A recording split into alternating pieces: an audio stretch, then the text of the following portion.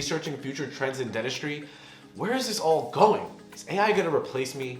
Did I make the right choice by investing $500,000 of my money, 8+ years of my life? What is the meaning of life? Is it 42? I'm getting a little worried here, but please stay tuned to find out why. The golden age of dentistry may be a thing of the past. Don't want to miss this. Private practice ownership is undergoing a significant change as we speak. Back in 1999, 65% of dentists owned their own practice. However, by 2019, that number had dropped to just over 50%. All the while, the percentage of dentists linked with DSOs has skyrocketed. In 2017, only 7% of dentists were affiliated with DSOs. Fast forward to 2020, and that number jumped up to 10%. That's a 40% jump. That's an astronomical level of growth in such a short amount of time.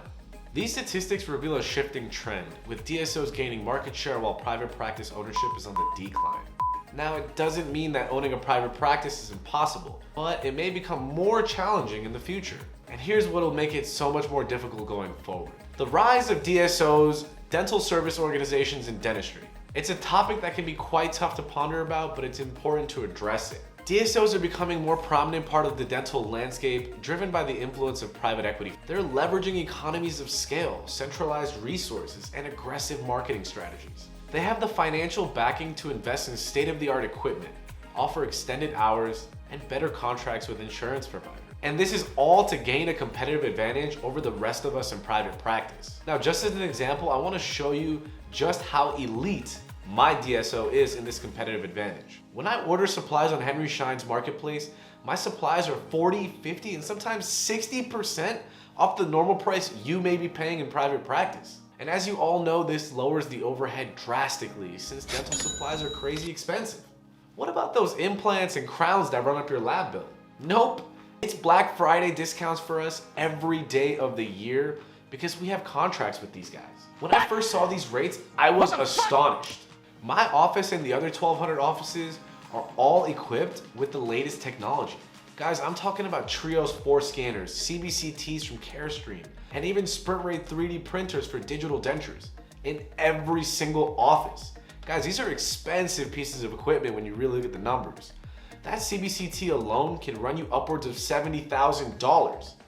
I'm just saying, man, that's a whole lot of fillings to break even on something like that. And when we're short on staff, when somebody calls out sick, no problem. My office can pull from other offices in the region to make sure we're running as smoothly as possible. And I know from working in my cousin's private practice, when somebody calls out sick, that day becomes an absolute shit show. Everybody becomes stressed out, everybody feels like they're overworked. So the DSO's ability to share resources is game-changing when pitted against smaller private practices. These guys are expanding rapidly, and it's clear that they're here to stay. As dental professionals, we must adapt and prepare for the future with the DSO in mind. Now, insurance companies pose a whole other set of challenges entirely.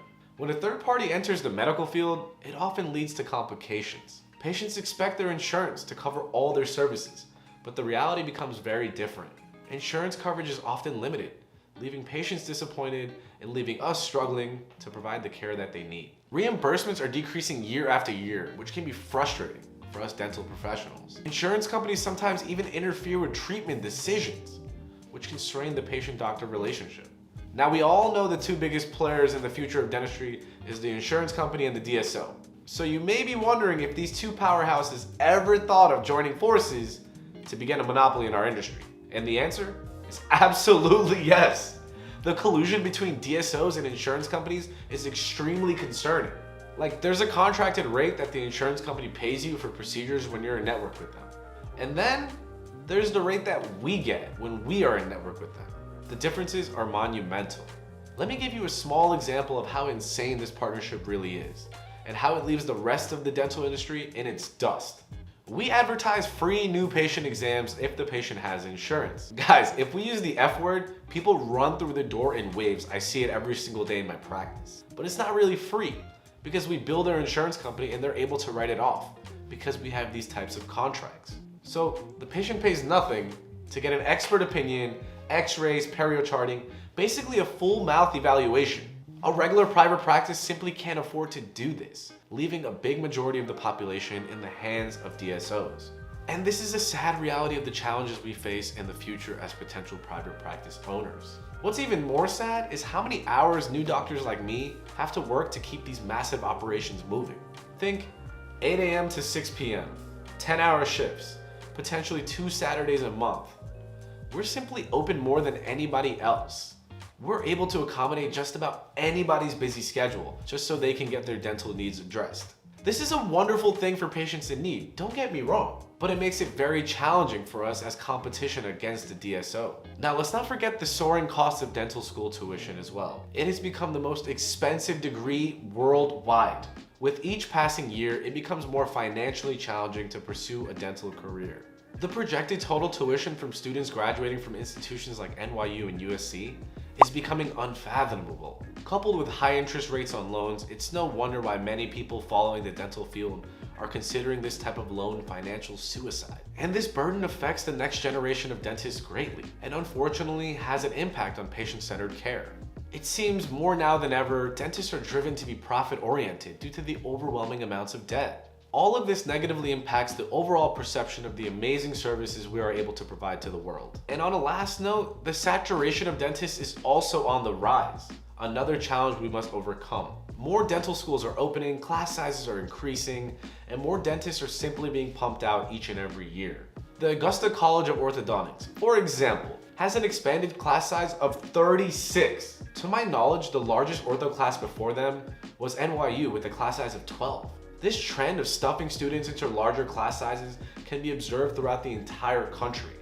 While it may seem lucrative for the schools, it can have an adverse effect on patient care, quality of education for students, and also future salaries for doctors. We gotta be cautious to not oversaturate the field and ensure quality of dentistry remains high across the board. And that about wraps it up for today's episode. These are just some of the challenges that dentistry will face in the future. But I'd love to hear your thoughts on the matter. Did I forget anything? Please share your opinions in the comments below.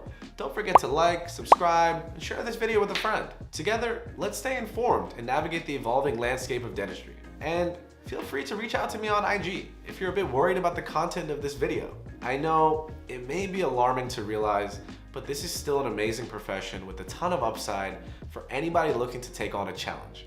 So, as always guys, take care. Until next time, Dr. Rana clocking out.